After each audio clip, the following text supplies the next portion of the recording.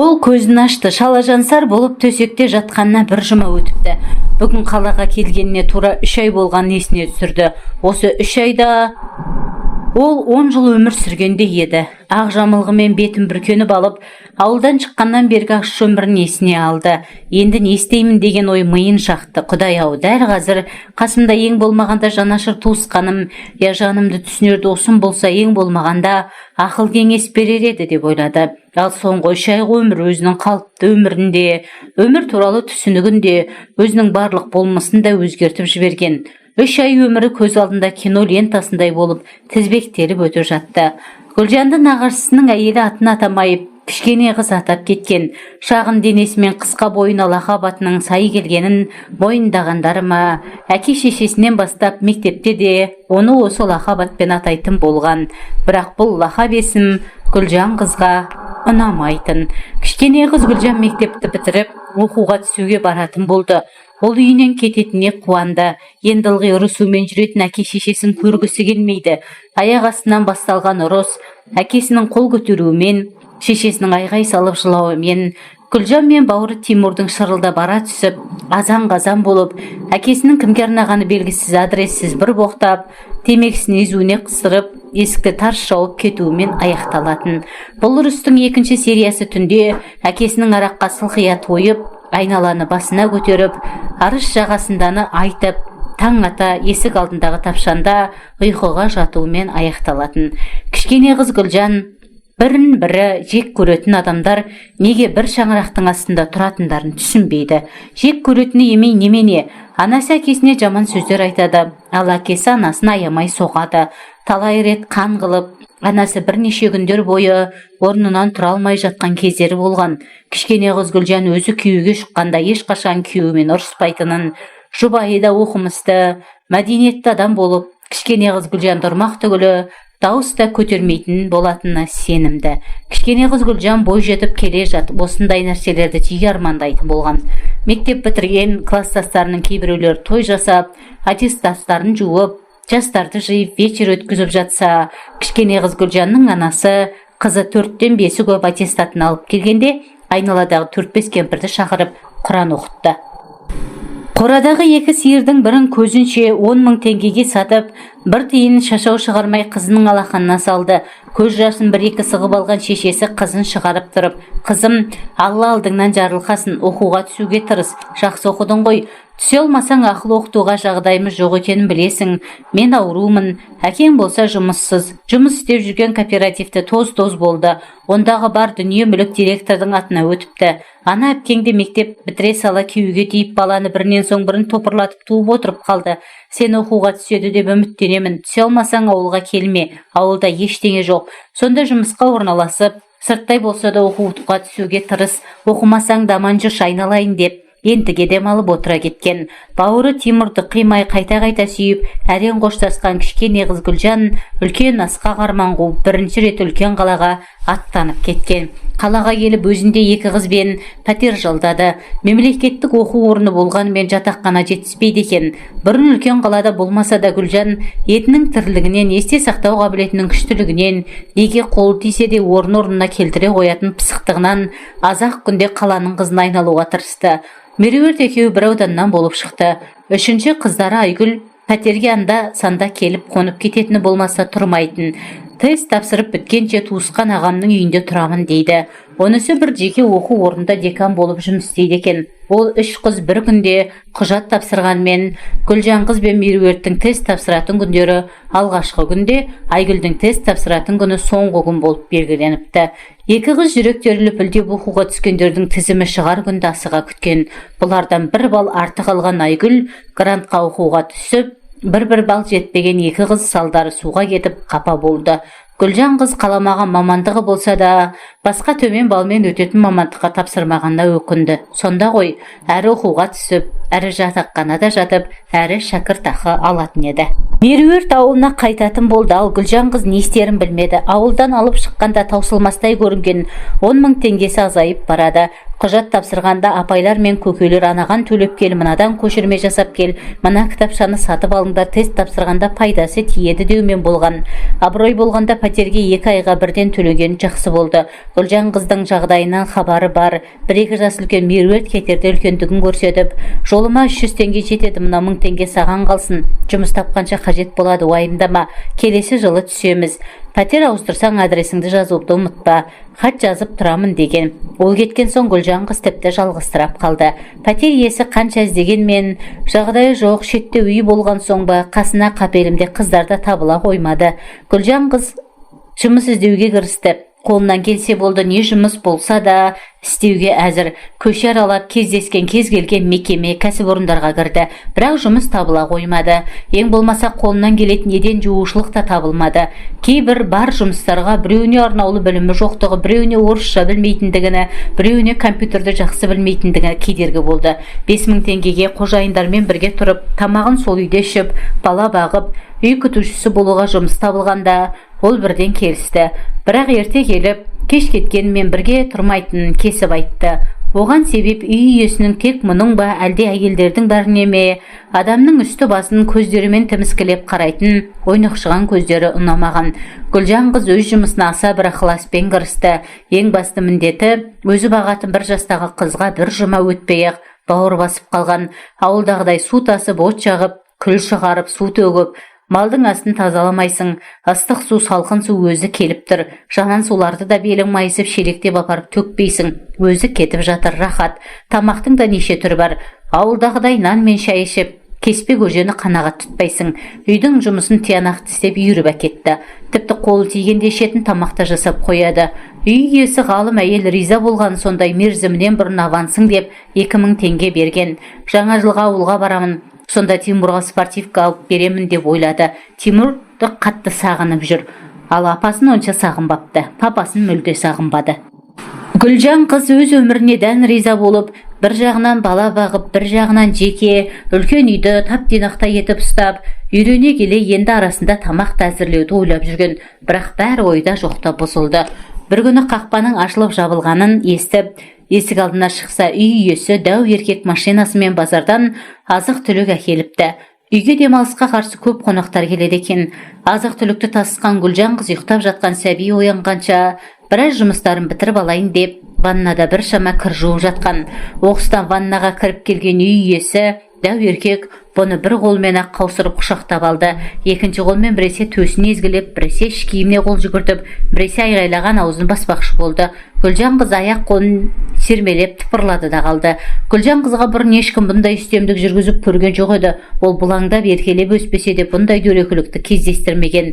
Бой түзеп сылаңдап жігіттерге көз тоқтатқан емес. Дәу еркек түгіл жігіттермен де жұмысы болмаған. Сосында шығар, басқа қыздардай жігіттерден запискада алып көрмеген. Бар арманы оқып, мамандық алып, анам мен інімді асырасам, соларға жақсылық көрсетсем дейтін. Үй иесінің жаман ойын әлде бір сезімталдылықпен сезген. Жігіттермен сүйіспек түгіл қол ұстасып та көрмеген Гүлжан бұзық ойлы дәу еркекке қарсы қайратты, қараш шашынан бастап, денесіндегі әрбір тамшы қаны, әрбір нерв талшықтары, әрбір мүшесі табандылықпен қарсы күресіп жатты. Болашақта шын сүйген адамына ғана сыйлайтын нәрсесі үшін еш нәрседен тайынбайтынына сенімдеді. Бір аузы босағанда дәу еркекке осыдан ұрынсаңыз өлемін деді. Ешкім естімейтіндей білсе де айғайлауға тырысты. Оған қоса үй иесінің қолдарын тістеледі. Тырнақтармен қолдарын осқылап тырнауға кірісті. Дәу еркек Гүлжан қыздан мұндай қарсылықты өзі де күтпесе керек, шешесінен жіберіп бір боқтап жібере салды. Содан соң түк болмағандай, әлі қыз ба едің деп ыржиды. Одан соң пошутил деді. Кетерінде оқымызды әйелінің екінші әйел екенін, оны жақсы көретінін, оған Гүлжан қыз бірден айтса екеуіне де жақсы болмайтын шегелеп, енді бұндайдың ешқашан қайталанбайтынын айтып, айыбының өтеуіне кешірім сұрағандай, керек нәрсеңді аларсың деп 2000 теңге тастап жұмысына кетті. Тәніне дақ түспесе де жүрегіне дақ түсіп жаны жараланған Гүлжан қыз жылап жүріп кірін жуып бітірді. Қара көздерінен еріксіз жасы моншақтап тыйылмаған ол ыржалаңдаған дәу еркектің ерні тиген аузын қайта-қайта шайып түкіріп жүріп, ол тастап кеткен 2000 теңгенің иісі шықпайтынына қарамастан, алса дәу еркектің ыржалаңдаған хайуан жүзін елестететіндей, жыртуға да қолы бармай, үйде де қалдыра алмай, қоқыс салатын шелекке салды. үлкен ғалым қожайын апайына мені кешіріңіз, енді келе алмаймын деп бір ауыз сөз жазып, оның жұмыс столына апарып қойды. Ол апайы кешкі сағат 7-де келіп, бұл сәбидің жағдайын, істеген жұмысы мен даярлаған тамақтарын көрсетіп барып кететін. Бүгін Гүлжан қыз апайына есік ашқан бойда оның сәбиінің бөлмесіне өтіп кеткенін көріп үйден шығып жүре берді. Қоштаспады да, онымен сөйлесе күйеуінің жасаған ісі туралы айтып қоятындай сезінді. Пәтерге келіп, ештеңенің бүлінбегеніне шүкіршілік қылды. Ана үйге бірге тұруға келісім бермегенде қуанды. Олай болмаған күнде қазір қайда барар едім деп ойлады. Анасының бұғанда шүкір деп отыратын көз алдына келді. Бұғанда шүкір деген сөздің аузынан қалай шығып кеткенін байқамай қалды. Тимурға спортивка алуға сақтаған ақшасының 1,5 теңгесін 3-ші айға пәтерге төлеп, 500 теңгем таусылғанша жұмысқа тұруым керек деп жұмыс іздеуге кірісті. Ақша үнемдеймін деп жаяу жүріп сілесі қатты. Бірде Айгүлге оқуға түскен университетіне барып жолықты. Жұмыс таба алмай жүргенін айтып, жақсы дайындалып, 1-2 балл артық алғанда өзінің де оқуға түсіп, студент атанып бақытты болатын мүмкіншілігін қолынан шығарып алғанына өкініш білдірді.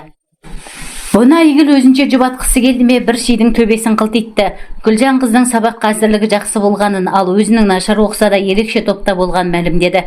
Ерекше топ деген оқу орны басшылары мен сол тест тапсыруды ұйымдастырушылардың өздері оқуға түсіргісі келетін талапкерді бөлек топқа жинайтынын, тест тапсыру кезінде оларды шетте, елеусіздеу, адам аяғы көп бармайтын жерге отырғызып, оларға кітап, шпаргалка қолдануға, сырттан көмек тасуға да болатынын, тіпті арнайы белгіленген адамдардың кейбіреулерінің қасына келіп, қай жауапты белгілейтінін де айтып беретінін, бірақ онда ерекше топқа кіру үшін біреулерге алдын ала көк қағаздар төлейтінін жеткізді. Бұдан кейін Айгүл 1-2 адресті айтып, олардың жас қыздарды жұмысқа шақырып жатқанын айтты. Бірінші барған жерінен Гүлжан қыздың барғанынан қайтқаны, кіргеннен шыққаны тез болды. Ол төмен жасы белгісіз, ерсі боянып алған бір әйел алдында тұрған жас қыздарға төтесінен клиенттің берген ақшасының 70%-ын бізге бересіңдер, ол крышаларымызға, су мен светке, жылуға, сусындарға кетеді деген даусын естіген Гүлжан қыз әңгіменің не жұмыс туралы екенін ерсі боянып алған әйелдің алдына бармай-ақ түсінген. Екінші жерге барған кішкене қызға әппақ бөлмеде отырған әппақ қыз бұны бастан аяқ бір шолып өтіп, сенің бетің әдемі болғанмен бойың кішкентай екен, бізге фигурасы күшті, бойы ұзын, әдемі қыздар керек, басқалары бастықты мазаламасын дегесін бұрылып кете бергені сол еді. Келесі бөлмеден шыққан жасы 35-тер шамасындағы бұйра шашты жігіт, қарындас тоқтай тұрыңыз деді. Аққұба өңді, мамасы қала сорып тастаған дейтін адамдарға ұқсас, жүдеулеу жігіттің бір ерекшелігі, мүмкін кемшілігі шығар, бойы да Гүлжан қыздың бойымен шамалас кішкентай екен. Бойы аласа болған қыздарға ерсі көрінбейтін болса, жігіттердің бойының кішкентайлығы көзге қораш көрінеді екен. Ол Гүлжан қызды кабинетіне шақырып, әр нәрсені сұрастыруға кірісті. Әппақ қызға 2 стақан кофе алдырып, аса бір жылылықпен бұған ұсынып, тәтті толы ыдысты да бұның алдына қойды. Қандай оқуға тапсырғанын, жасын, семья жағдайын, келген ауылын, қалада қайда тұратынын түгел сұрастырды. Гүлжан қыз жұмысқаларда осылай сұрайтын шығар деп түгелдей жауап берді. Тек қалада тұратын пәтерін айтқан жоқ. Үй иесі әйел ешкімге айтпаңдар да, ешкімді келтірмеңдер де деген. Тезірек жұмысқа орналасқысы келетінін айтты. Гүлжан қызға жұмыс іздеген кезінде бірінші рет жылы қабылдап, кофе сынып, терезесі тең адамша сөйлескен Жарбол Барболович шынымен ақ ұнап қалған болатын. Жарбол Барболович болса, Гүлжан қыздың бет әлпеті кейбір әтір, иіс су бояуларды жарнамалауға қажет болуы мүмкін екенін, бірақ қазір фотографы жоқ болғандықтан кесімде ештеңе айта алмайтын. 3 күннен кейін тағы да соғуын өтінді. Сөз арасында биліктегі бірнеше адамдардың аты жөндерін атап, олармен жақсы жолдас екенін, егер бұлар тіл табысып, бірге жұмыс істесіп кетсе, оқуға түсудің де түкке тұрмайтынын айтып үміттендіріп қойды. Қандай мәдениетті жақсы адам деп ойлады Гүлжан қыз ішінен. Пәтеріне келген ол 3 күннің өтуін асыға күтті. Өтіп болмастай көрінген 3 күнде өтті-ау. Ертеңмен келген Гүлжан қызды Жарбол Барболович бұрынғы танысын сағынып күткен адамдай қарсы алды. Тағы да әртүрлі сұрақтар беріп әңгімеге тартты. Өзі алғаш ойлағандай қыздың әдеміше жүзін фотоға түсіріп, аз-кем ақша төлеп, шаштараздар мен дүкендерге жарнама ретінде қоймақшы еді. Ал фигурасы мен бойы еш нәрсеге жарамайды деп ойлады. Бірақ қызбен сөйлесе келе, ол магниттей тарта түсті. Гүлжан қыздың өзін тартымды, бір білінер білінбес тәкаппарлықпен ұстау қасиеті, сөз саптауы, жасандылықсыз, табиғи, сенгіш, ашық мінезі, кіші пейілділігі мен өжеттігі тіпті, адамға езу тарттыратын жабайылығы да ұнап, 35-тегі жігітті бозбала шағына тартқандай. Бұрын әжептәуір жұмыстарда істеп, машина мініп жүруге үйренген жігіт кез келген адамдармен араласпақ түгіл, өзінен төмен санайтын жандармен қол берісіп те амандаспайтын. Гүлжан қыз секілді бір күндік тамағы проблема болып отырған, қарадан қалың топтан шыққандарды менсінбейтін, сыртына шығарғанмен іштей тобыр дейтін. Себебі Жарбол Барболович үлкен лауазымда қызметте істеген адамның жалғыз ерке баласы болып өскен. Оқуға барғанда оны мектепке апарып, әкелетін жеке машина мен шофері, жоғарғы оқу орнына түскенде студенттің астында жеке машинасы болды. Жарбол Барболович жоқ болмайды деген сөздерді ешқашан естіген емес, сол бойы келе жатыр. Әкесі бірнеше жыл бұрын қайтыс болғанмен, әкең өлсе де әкеңді көрген өлмесін деп қазақ білмей айтқан ба, сол әкесінің жолдастары мен кезінде әкесі қол ұшын бергендердің арқасында бұл да аттан түспей келе жатыр. Зауытта, фермада басқарып көрді, бірақ жүрген жеріне шөп шықпады. Барған жерін құрдымға кетіріп тынады. Бір жақтан батып бара жатса, бір жуан жұдырық екінші креслоға отырғыза салатын.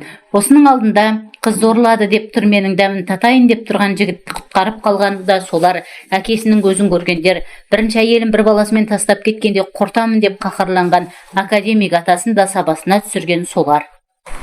Бірақ олардың әсері болмай қалған жоқ. Жарбол Барболович төмендеп, қазіргі уақытша бір фирманың басын ұстап, жоғарыдан жақсы жұмыс күтіп жүрген. Екінші үйленген әйелімен де аралар онша болмай жүр. Баласын алып әке-шешеме барып келемін деп кеткелі 2 жұмадан асты хабарсыз. 2 рет үйленіп, 2 балалы болып, бірнеше рет үлкенді кісілі креслоларда ауыстырып үлгерген. 35-ке келген жігіттің қолынан талай-талай сұлулар өткен. Тіпті сол жасанды қуыршақ секілді сұлулардан шаршағандай күйге жеткен. Сәби кезінде әкесі шетелден алып келген ойыншықтарды біраз ойнап лақтырып тастайтындай, қыздармен де біраз бірге болып айырылысып кете беретін. Ол әдемі ойыншықтарды бұзып, ішін ашып қарайтын, ішкі құрылысы мен жасалу механизміне көзі жеткеннен кейін бәрі өзіне түсінікті болып тұрса, тарығуға тырысатын. Механизмі қиын болып, құпиялылығы ашылмай, күрделілігін түсіну үшін миын қатырып отырғысы келетін. Bir таңғаларлығы, ол ойыншықтардың жұмыс істеу процесі өте қарапайым болып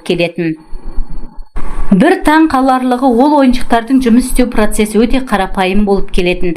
Әлде кішкентайынан жұмыс істемей үйде отыратын анасының бар ермегі жалғыз баласы болып, музыкадан бастап, бірнеше үйірмелерге қатысып, арнаулы сабақтар алып, жан-жақты болып өскен оған еш нәрсе жоқ секілді көрінетін. Әйелдерді де жан-жағынан күрделі болып, күн сайын жаңа ойыншық жаңа әйелдей көрініп тұрса дейтін. Бірінші әйелімен ажырасқанда да оған сенен әбден жалықтым деген бір ауыз сөз ғана айтқан. Ол сүю, сезім, махаббат деген қиялшылардың, фантазерлардың ойлап тапқаны деп ойлайтын. Ол үшін өмірде тек тамақ жеу бар, тәніңнің қажеттілігін өтеу үшін секспен айналысу ғана бар. Адамдар өмірге тек осылар үшін келеді, және өмірдің қызығы да осы екеуінде дейтін. Ол милиционер емес, миллионер емес, сол себепті өзін ақшамен қамтамасыз ету үшін жұмыс керектігін, жұмыс болғанда өзіне тек басшылық жұмыс керектігін білетін. Ол жұмыс бір нәрсені ұқсату, өндіру, адамдарға пайда тигізу, қоғамның бір тетігінің рөлін атқарып тұрған нәрсе емес. Оған жұмыс сыпайылық сақтап отырып, адамдарды билеп төстеу, керек кезінде олардан ашуын алуға, үстемдігін көрсетуге, қажет емес кезінде лақтырып тастауға, өзінің олардың алдында құдайдай сезініп, олардың өзіне жағымпазданғаннан, жалынғаннан, кіріптар болғанынан ләззат алу үшін керек еді. Осы сөзін қатты ұстайтын, сырттай білімді, мәдениетті көрінетін жігіттің артында жалғыз, ерке өсіп, айналадағы бар дүние маған қызмет ету керек деген ұстанымға үйренген үлкен монстр тұратын. Бірақ оның монстр екенін ешкім байқамайды. Қасында көп жүрген, онда да мұны зерттеп жүрген адам ғана білуі мүмкін. Монстр деген сөзді шешесі айтқан. Иә, бұдан шаршаған анасы. Жалғызым емес, жалмауызым болдың ғой. Кішкентай баладан монстр қалай айналғаныңды білмей қалыппын деген анасы қазір де бөлек тұрады. Жалғыз баласымен араласқысы жоқ. Жарбол Барболович үшін Қыздармен танысқаннан бастап, оларды төсекке дейін жеткізудің де өзі ойлап тапқан тактикасы бар. Көбіне олар өздері келіп, мойнына асылатын, себебі өзін мәдениетті, бай, оқыған, аз ғана алтын жастардың тобына жатқызатын ол, өзін өзі өте қатты ұстай алатын. Өзінің бір есеп ішінде жүретін жан, қажет кезінде өзін қалай көрсетуді біледі. Не бір жаман нәрсені ойлап, жаман нәрселерді істеп тұрып, алдындағы адамына жақсы көріне алатын. Сұлу қыздар мен жас келіншектердің өзі үшін күрделі механизмі жоқ ойыншықтардай болып қалғанын Жарбол Барболович түсінгелі 2-3 жылдың жүзі болып қалған. Майлы қызметте істейтін қазіргі енесі де күйеу баласының көзіне таса еткісі келмейтін. Бірақ ол күйеу баласының қаланың қақ ортасындағы сәуле сауда үйінің үстінде іші жиһазға толы 3 бөлмелі үйі барын білмейтін. Күйеу баласының серілік құрғысы келгенде жолдастарымен аңға, шошқа көлге кеттім, балық аулауға Шардараға кеттім деп, сол пәтерде кезекті сұлумен уақыт өткізетін сезбейтін. Ол үйге кім күндіз кірсе, ол пәтердің табалдырығын аттағаннан бастап түн басталатын. Қабырғалары дыбыс өткізбейтін арнаулы материалдармен қапталған, терезелері сынбайтын, сыртынан қарасаң ештеңе көрінбейтін, бірақ жарық өткізетін арнаулы әйнектер салынған болатын. Ал шетте оңаша орналасқан пәтерінің есігіне қосымша темір шарбақ жасалып, құлып салынған. Пәтер есігінің алдында Жарбол Барболович қаламаса ешкім жақындай да алмайтын. Ол фотографының 1-2 сағаттан кейін келетінін айтып, Гүлжан қызды кафеге шақырды. Гүлжан қыз қарын шырылдап тұрса да бас тартқан қызға өзінің таңертең тамақ ішпегенін, тамақ ішкісі келмесе де қасында отыруын, өзінің оған қалай фотоға түсу керектігі жөнінде кеңестер айтатынын, бұлар тамақтанып келгенше фотографтың да келіп қалатынын айтып көндірді. Қызбен қатынасын таза қызмет бабы секілді көрсетуге тырысты. Қыздың тамақ ішпегені көзінен көрініп тұрса да, бұл оны байқамағандай болып, сен тамақ ішкің келмесе ең болмағанда шырын ішіп отыр деп, оған 1 стакан шырын алдырды. Өзі асықпай отырып тамағын ішті. Қыздың жұтынып отырғанын көріп, ішінен мырс күлді. Алғашқыда кішкене бастықтың сөзінен қауіптеніп отырған Гүлжан қыз офиске келгенде, фотографтың күтіп отырғанын естіп, көңілі жайланды. Кішкене бастыққа сіз туралы қате ойлаппын, кешіріңіз дегендей ризашылықпен бір қарап қойды. Жарбол Барболович ішінен тактикасының іске аса бастағанын сезіп миығынан күліп қойды. Амандық болса, тау етегінде таза ауада өскен гүлді жұлып алып, хош иісін рахаттана иіскеп отыратын күн жақын қалғанын сезгендей болды. Фотографқа Гүлжан қызды маржандай аппақ тістерін тізілдіре күлімсіретіп те, қыпша белін үзілдіріп те, түп-түзу аяқтарын айқастырып та, қайратты қара шаштарын төгілдіріп те, өкпелеген баладай аузын томпайтып та, бар фантазиясы жеткенше әр қырынан суретке түсірткізді. Бірақ стол үстіне көлбеу жатқызып, сандарын ашыңқырап түсірем дегеніне Гүлжан қыз бас тартты. Бұл ұсыныс оған ерсі көрінген. Жем шашушы адамның ыңғайына қарай өзі өреген фотографты Жарбол Барболович Гүлжанның өзі білсін деп тыйып тастады. Енді 1 аптадан соң келуі керектігін айтқан кішкене бастыққа Гүлжан қыз жұмыс туралы төтесінен сұрақ қойды. Ол асықпаса болмайтын еді. Пәтер ақысына күнделікті керек заттарын алуға, тамағына ақша керек. Қысқасы бұл жерде алмаса, нүкте қойып басқа жақтан жұмыс іздегені жөн екенін айтқан. Жарбол Барболович жұмыс жоқтығын айтса, бұл хош иісті тау гүлінің көз алдынан жоғалатынын білді. Ал бұл жабайылау қыздың оның марғауланып, еріне қимылдап, сөніп бара жатқан еркектік сезіміне от беріп, қозғау салғаны анық. Осы қызды көргенде өн бойы тоқ соққандай дір етіп, баяу толқынның билеуінде кеткен. Ол өз мақсатына жеткенше ұзын арқан кең тұсауға сала тұруды жөн көрді. Гүлжан, сен басқа жақтан жұмыс іздей бер, бірақ бізден хабар үзбе. Көп болса қосымша жұмыс істейсің, қиын жұмыс емес. Тауарларды жарнамалауға қатысасың. Қосымша ақша тапсаң жаман ба? Ақшаның артықшылығы болмайды. Оған қоса француз әтірлері мен косметикасын аласың. Біздегі жұмыс сенің бет әлпетіңнің фотода қалай шығуына байланысты. Кейбір әдемі беттер фотоға не телевизорға түскенде бар әдемілігінен айырылып қалады. Ал керісінше өмірде онша әдемі көрінбейтін беттер фотода әдемі көрінеді. Сондықтан алдымен фотоларың әзір болсын, көреміз. Мен Астанаға кеткелі жатырмын. 2-3 күннен кейін келемін. Сол кезде бір соғарсың деді. Фотографтың көзінше, мынау жұмысың мен кеткен уақытың ішінде 3000 теңге ақша берді. 1 сағаттан аса уақытта бірнеше фотоға түскені үшін 3000 теңге алғанына Гүлжан қыз қатты қуанып қалды.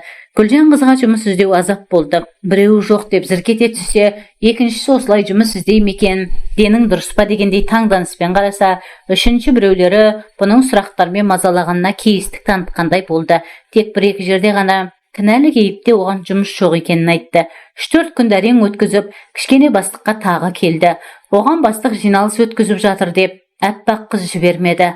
Кішкене бастық болса, аяқтарын столға артып, қалада жаңадан қолданысқа енгізіліп жатқан мобильдік телефонмен сөйлесіп отыр еді. Оның бір досы Астанадағы басқару билігіндегі үлкен бір лауазымды жұмысқа орналасып, мұны да сонда жұмысқа шақыртқан. Кішкене бастықтың жұмыс орны осы пәтері бар қалада болса деген тілегіне. Бала, байқа, скоро бастық болғысы келетіндердің барлығы Қазақстанның түкпір-түкпірінен осында ағылады. Кеш болып кетпесін, пока вакансия бар деп күлген. Сөзді қойып алып кетесің. Арнаулы дипломың жоқтығы сөз бекен. Оны 200-300 долларға сатып алатын жерді өзім айтам. Ал оның тексеретін мына көкең емес пе деп қарқылдап күлгені естілді.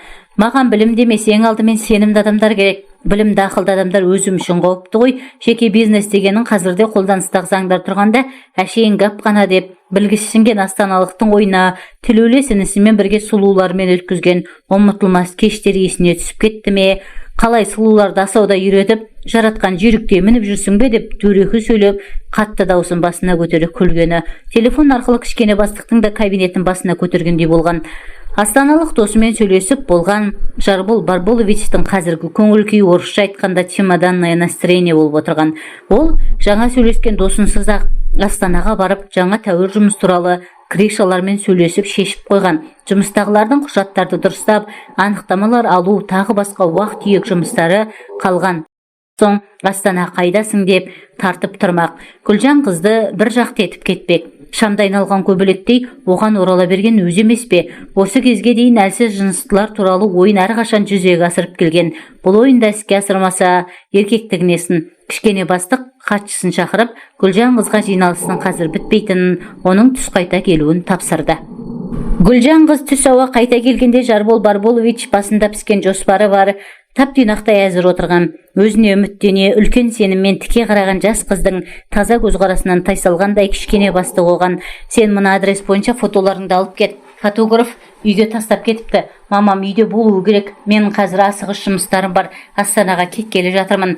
Сен менің орныма қалған адаммен таныстырып кетемін. Мәселені сол шешеді деді. Қолына адрес жазылған бір жапырақ қағаз ұстаған қызға жаны ашып тұрған түр көрсетті.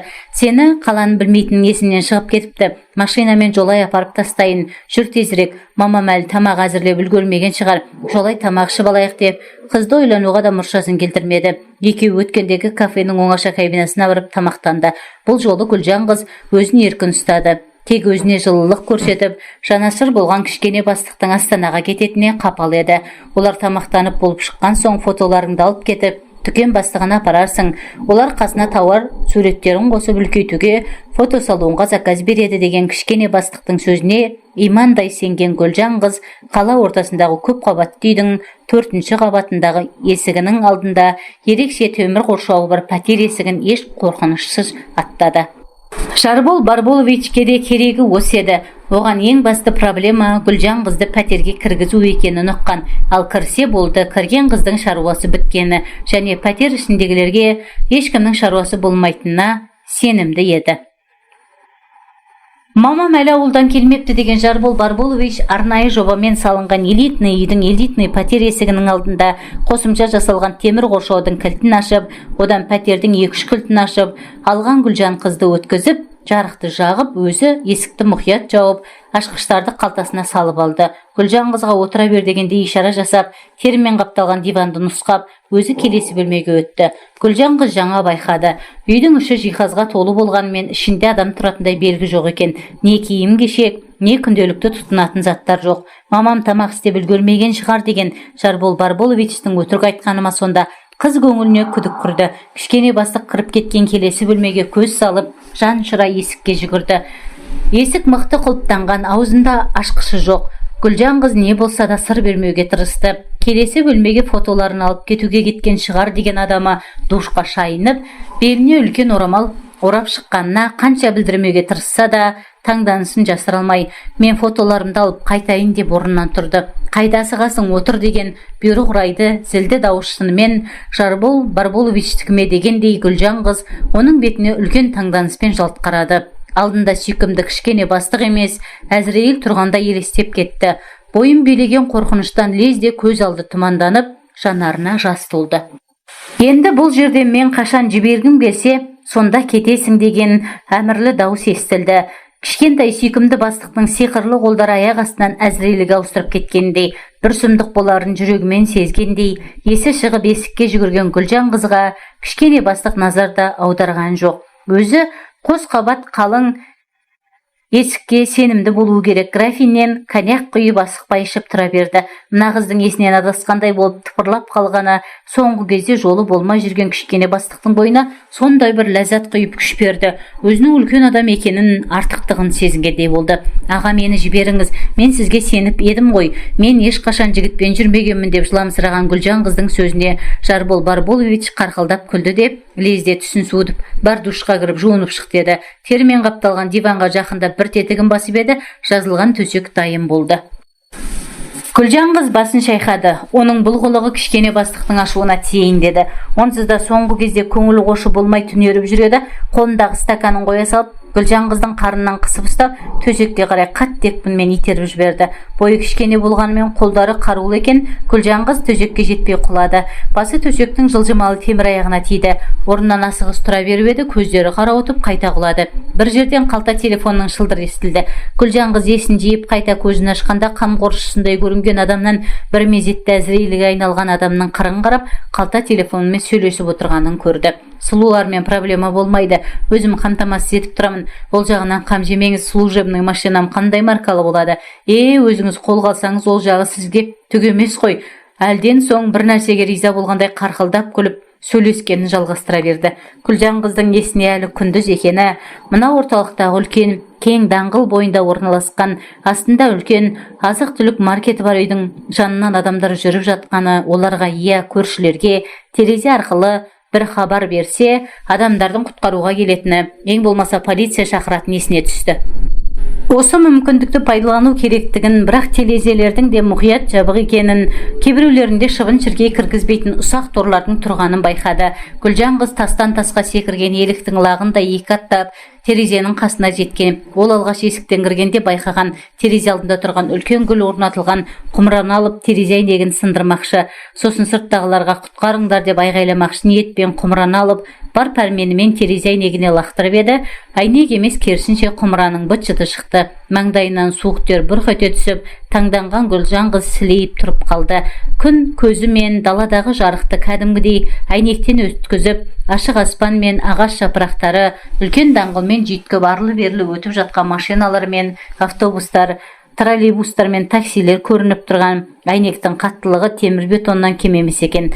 Ұялы телефонын жауып, қасына келген Жарбол Барболович еденде шашылып жатқан қара топырақты, быт-шыты шыққан әдемі шетел керамикасы мен бірнеше бөлікке бөлінген сүйікті гүлін көрді. Гүлінің сау бөлігін еңкейіп, қолына көтерген ол сілейіп, есін жинай алмай тұрған қыздың жағынан шапалақпен тартып жіберді. Мұндай жабайылықты кішкене бастыққа осы үйде болған ешқандай қыз-келіншек көрсетпеп еді. Көзінің еті жарқ ете түскен Гүлжан қыз мәдениетті жылы сөйлеп, сыпайы сырбаз жүретін кішкене бастықтың шын бет бейнесін енді көріп, адам емес албасты екеніне, оған ағалап жалынғанмен ештеңе шықпайтынына көз әбден жеткендей болды. Жанарынан от шашып, ширығып алған ол бір шешімге келгендей, дереу кішкене бастықтың шыққан бөлмеден бет алды. Алғашқыда менің әмірімді орындап, жуынуға бара жатыр деп ойлаған Жарбол Барболович, ол ойынан тез қайтып, сәлден соң мысықша басып қыз артынан ілесті. Сезім алдамапты, дұрыс күдіктеніпті. Гүлжан қызда ас үйде стол тартпасынан пышақ алып жатқан жерінен ұстап, айтқанымды орындамасаң алатының осы дегендей әбден ашуы келіп, шекесінен бір ұрып құлатты. Көздері қарауытып құлап бара жатқан Гүлжан қыз, мынаның қасында да еркек қожайын айналайын екен ғой, сол жерде неге кеттім деп ойлап үлгерген ол қараңғы тұңғиыққа батып бара жатты. Кішкене бастық ессіз жатқан Гүлжан қызды көтеріп әкеліп, төсекке жансыз нәрседей лақтыра салды. Қыз қаперімде есін жия қоймады. Шыдамы таусылған Жарбол Барболович асықпай темекісін тартып болып, ішінен бұл қыздың шомылып, хош иіс аңқып жатқаны жақсы еді деп ойлады. Ну ничего деп қызға жақындады. Біраздан кейін есін жия бастаған Гүлжан қыз қорлық пен шарасыздықтың жанын сұққылаған инелерінен басқа балғын денесіне бұзып жарып, ауыртып боқтаудай кіріп келе жатқан бөтен денені сезгенде көзін ашып мама деп ышқына айғайлады. Аз уақытта көрген азабы мен жүйкесіне түскен қорқыныштан тапталған намысы мен алданған сенімі мен сезімінен бойындағы қан айналмай уақытша өліп қалған денесін жәукемдеп үстіне отырып алып ойына келгенін істеп жатқан Әзірейілдей кішкене бастықты көріп қайтадан талқысып кетті. Қанша жатқанын білмейді. Гүлжан қыз есін жиып басын көтергенде қасында қорылдап ұйықтап жатқан Жарбол Барболовичті көрді. Гүлжан қыз орнынан әрең көтеріліп, аяқтарын тәлтіректей басып, ваннаға бет алды. Өлгісі келді. Мұндай масқаралықтан кейін өмір сүріп қажеті жоқ деп шешті. Душтың жылы суын ағызып астында тұрды.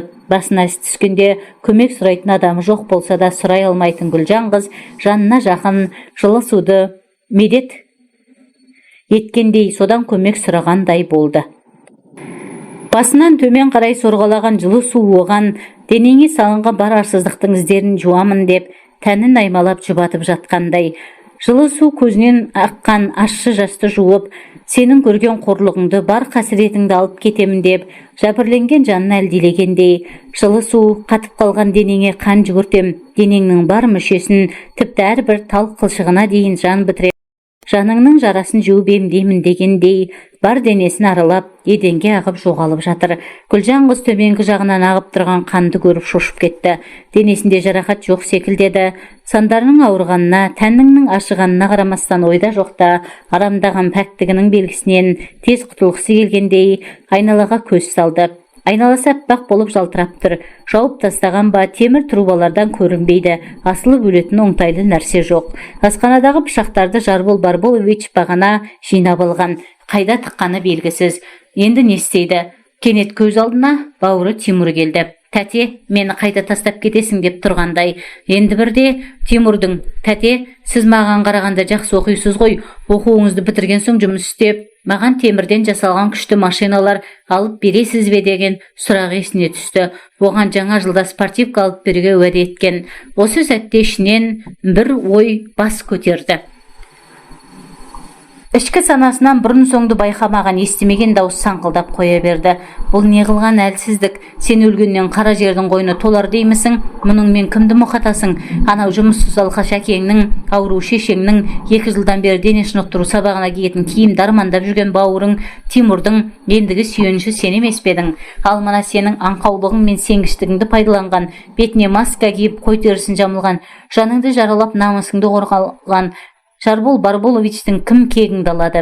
Бұлай тұзаққа түскен қыздардың басы да, соңы да сен болмассың. Кім болса да, мұндай озбырлықты тоқтатуға тырысу керек емес пе?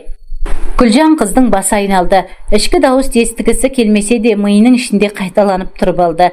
Айнаға қарады. Қатты шапалақ тиген бетінің іскені сондай сол жақ бетінің көздері жұмылып кетіпті.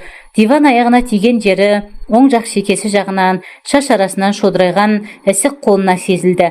17 жасында тұңғыш рет тұш шетіне ащы таяқтың тиюі, бөтеннен не үшін десеңізші, адамдарға сенгені үшін, аңғалдығы үшін, өз намысын қорғағысы келгені үшін.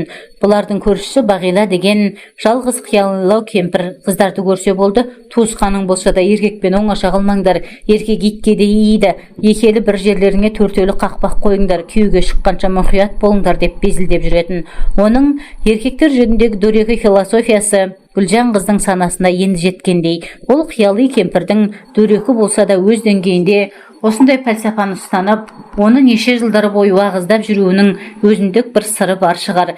Оған мүмкін басынан өткен маңызды оқиғалар себеп болуы мүмкін ау деп ойлады. Миын шағып басында дызыңдап тұрып алған дауыс кеудесінде тұрақтап қалған бір үлкен мақсатқа айналды. Өмір сүруге тиіспін деп ойлады. Дегеніне жетті ғой, енді мен жіберетін шығар. Енді өлуге емес, осы жерден аман шығуға бекінді. Бұл жуынып киініп шыққанда ұйқысынан оянып, тыр жалаңаш күйі, темекі тартып жатқан Әзірейіл еркек әлі хайуандық инстинктің жетегінде еді. Түрегеп тұрған арғымағына тоқ мейілсе көз салған ол Гүлжан қызға тоңқайып жат деп әмір етті.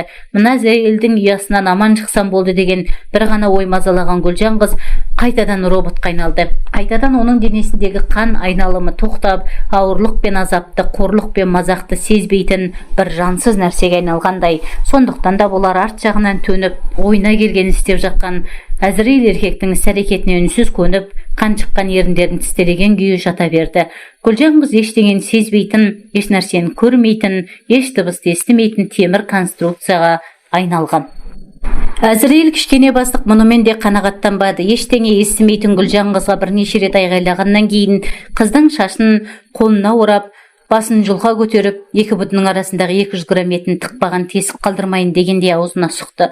Бірнеше сағаттың ішінде еркек жыныстыдан бүкіл өміріне жетерлік дөрекілік пен қорлық азапты көрген Гүлжан қыз аузына сыймай тұншықтырған қорқынышты нәрседен басын алып қашқанмен шашын жұла тартып дегенін істетпек болған Әзірейіл еркектен босанғысы келген, жанталасқан, бірақ қайтадан өлгісі келген Гүлжан қыздың не қимылынан екенін кім білсін. Әзірейіл еркектің қатты даусы шығып, қызды жібере сала орысша айтылған былапыт сөздер толы қапшықтың аузын ашып жіберді. Гүлжан қыздың көз алдына мультфильмдегідей әрбір жаман сөздің қапшықтан секіріп шығып жатқан бақалардай болған суреті ғана қалды. Киімдерін кие бастаған Әзірейіл еркек қайтадан кішкене бастыққа айнала бастады. Айтқан сөздері Гүлжан қыздың құлағында еміс-еміс жартылай деп, милицияға арызданып барамын деп әуре болма. Менің қолдарым ұзын, жоғарыда істейтін таныстарым да жетеді. Мені зорлады дегенге ешкім сенбейді. Менің үйіме өз аяғыңмен келдің. Сен ешкім сүйреп әкелген жоқ. Кафеде де менің қасында жабысып жүргеніңді кафе қызметкерлері көрген. Ақша үшін жүрсің сен. Фотограф та менен ақша алғаныңды көрді. Бұрын еркекпен болмадым деп едің, қан шыққан жоқ. Значит, девственница емессің. Біреуге тіс жарсаң, адам жалдап өлтірем, дұрыстап ұғып ал. Кішкене қыз сумкасын ашып, ол айтқандай рекламаға фотоға түскен үшін кішкене бастық берген 3000 теңгені алып төсек үстіне қойды. Кішкене бастық, бұл сенің нашар да болса жұмысың үшін деп, ол 3000 теңгеге тағы 5000 қосып, сумкасына қайта салды. Роботқа ұқсаған Гүлжан қызы шығарып салған кішкене бастық тек қос қабат есігінен ғана емес, есік алдындағы темір қоршаудан да мұқият жауып алды.